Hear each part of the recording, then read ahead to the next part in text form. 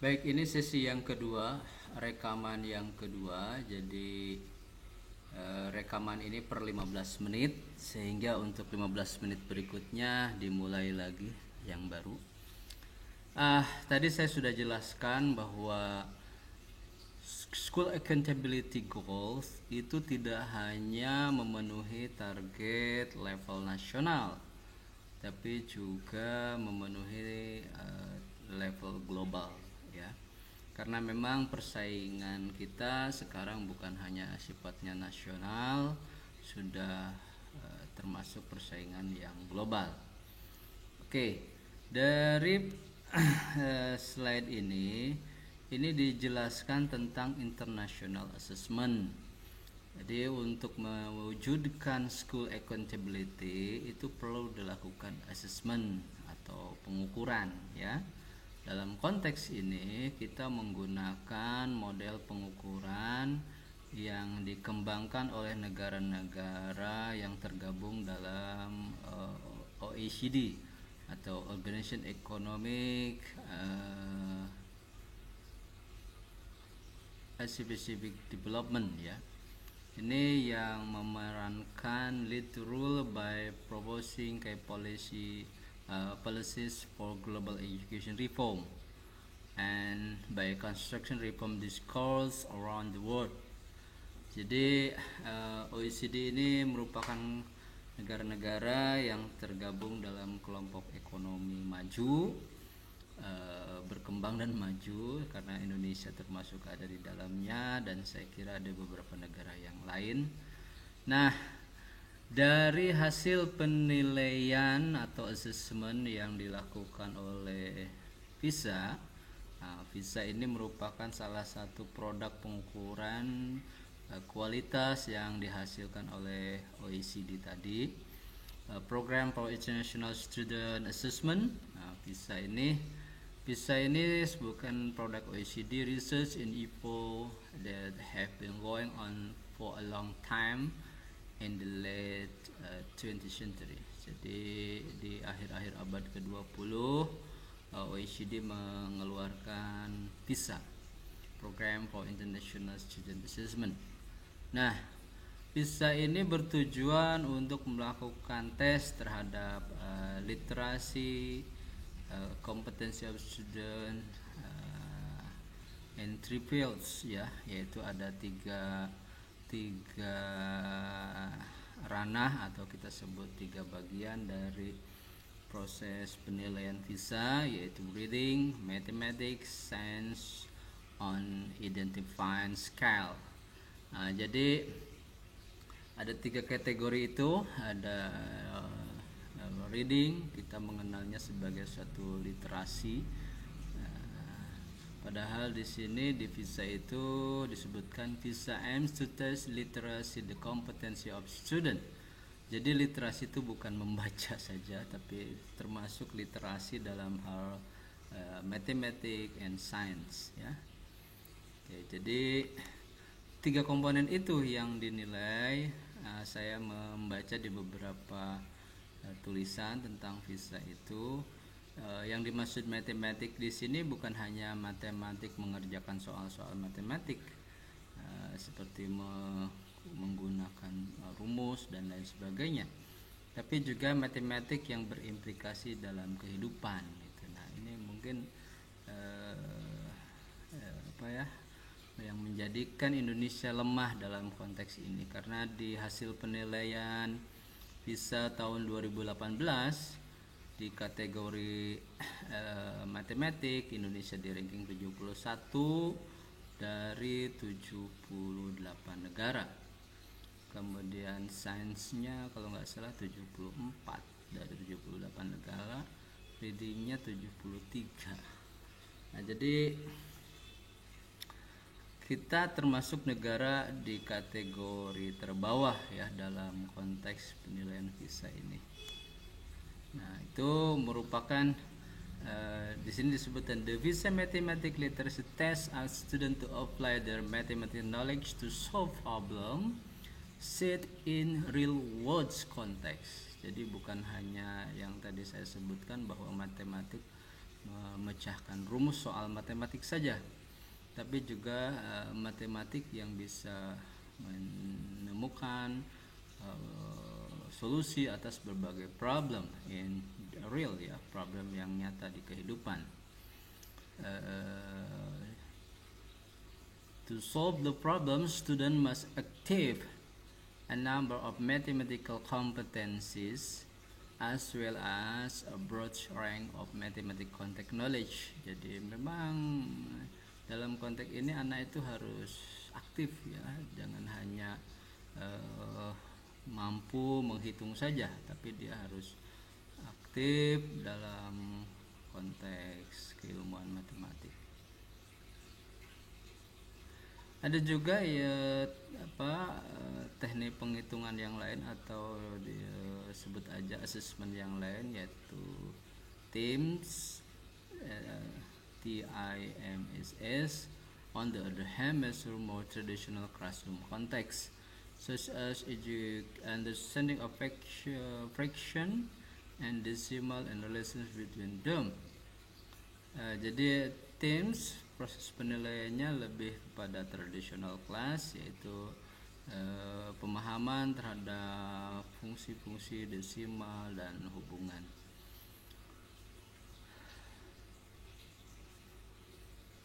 Jadi dalam konteks ini bisa ditegaskan bahwa PISA merupakan satu asesmen pendidikan yang mengukur tingkat pemahaman dan juga aplikasi ilmu di kehidupan yang nyata, life learnings, ya, jadi workforce knowledge, ilmu yang bermanfaat lah, kita sebut begitu. Dalam konteks reading juga, PISA ini does not measure the extent to which 5 years old student are fluent readers or how competent they are at word recognition task or spelling. Ya, jadi dalam konteks membaca juga bukan hanya mengukur ya anak usia 15 tahun itu lancar membaca atau bagaimana kompetensi mereka dalam melafalkan, gitu kan. Hal ini instead they should be able to construct, ya. Jadi mereka itu harus memiliki kemampuan dalam mengkonstruk, dalam mengembangkan, extend and reflect, mengembangkan dan merefleksi on the meaning what they have read across, apa yang dalam artian apa yang mereka baca atau apa makna yang mereka baca. They have read across a wide range on continuous and not continuous text. Jadi mereka itu harus bisa memaknai apa yang sudah mereka baca, baik dalam konteks yang berkelanjutan maupun yang tidak berkelanjutan. PISA juga mengassessment student in innovative domain. Jadi dalam konteks ini PISA juga mengukur pemikiran-pemikiran inovatif seorang pelajar. Tahun 2012 hingga 2015, reading, mathematics, and science they were tested in collaborative problem solving. Jadi digabung ya dalam satu problem masalah yang harus dipecahkan dari ketiga kategori tersebut. Dan tahun 2018 ditambahkan dengan domain yang inovatif, WUS Global Kompetensi sebagai satu kompetensi yang global. Nah, ini semua merupakan suatu proses yang tujuannya untuk mengukur capaian prestasi siswa. Tapi dalam konteks ini bukan hanya prestasi yang sifatnya kognitif, ya. Jadi kita mengenal domain-domain kompetensi, ada yang kognitif, afektif, dan psikomotorik. Nah, PISA ini termasuk proses pengukuran yang melingkupi ketiga hal tersebut. Ada domain kognitifnya, ada domain afektifnya, dan ada domain psikomotoriknya. Jadi kenapa pertanyaannya Indonesia selalu ada di ranking terbawah dalam konteks penilaian PISA?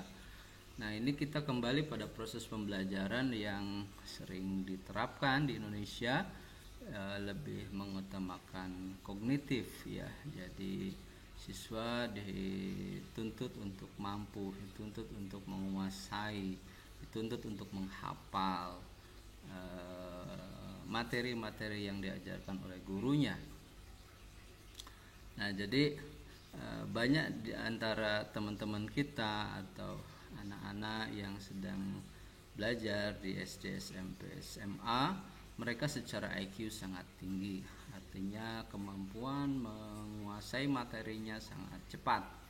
Namun karena proses pembelajarannya lebih banyak terjadi in the classroom area, in the school area, they are not have interesting to implement, to imply of their knowledge for to make problem solve. Jadi mereka lebih asik dengan bukunya, lebih asik dengan kemampuannya sendiri, tidak terimplementasikan kemampuan tersebut dalam kehidupan nyata. Nah, itulah saya kira mungkin yang harus kita rubah, yang harus kita pikirkan sebagai bagian dari akuntabilitas sekolah tersebut. Sebagai contoh, misalkan dalam artikel ini akuntabilitas dipandang pada konteks efisiensi and scientific management. Nah, efisiensi di sini ini berhubungan dengan pemanfaatan sejumlah potensi yang dimiliki sekolah dalam rangka mendukung tercapainya prestasi belajar siswa. Nah, jadi parameternya sebetulnya sederhana untuk melihat suatu sekolah akuntabel atau tidak. Kita bisa melihat langsung dari learning output, ya.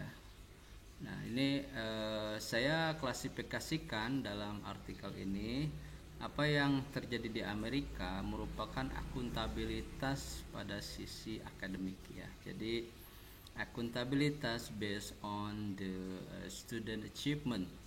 Jadi ini gampang saja kita bisa menilai apakah sekolah ini akuntabel atau tidak dilihat dari prestasi belajar siswanya. Kalau siswanya berprestasi berarti sekolah itu akuntabel. Kalau siswanya tidak punya prestasi berarti bisa disebut not accountable. Nah, di Indonesia kita juga tidak hanya mengenal akuntabilitas pada konteks akademik, tapi juga kita mengenal akuntabilitas pada konteks school management. Jadi school management kita lihat terbagi ke dalam beberapa komponen atau sub manajemen, ya. Kita mengenal ada yang disebut manajemen peserta didik, manajemen kurikulum, manajemen kepegawaian, manajemen keuangan, human resource, HRD, human resource development, public relationship maksud saya, atau humas sekolah. Kita juga mengenal dalam konteks manajemen itu manajemen lingkungan dan budaya, ada juga layanan khusus, ya, ekstrakurikuler di sekolah, kemudian dikenal juga manajemen perkantoran.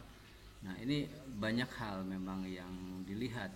Jadi orang mengidentifikasi suatu sekolah disebut akuntabel atau tidak bisa dilihat dari pertama accountability based on management, accountability based on academic or student achievement, and then accountability based on the tasks of the personnel like headmaster, kemudian teachers and staff, ya, and school staff, or we are know about like tenaga kependidikan lah. Saya kira itu sebagai penutup dari dua materi atau dua video yang saya tayangkan. Bagaimana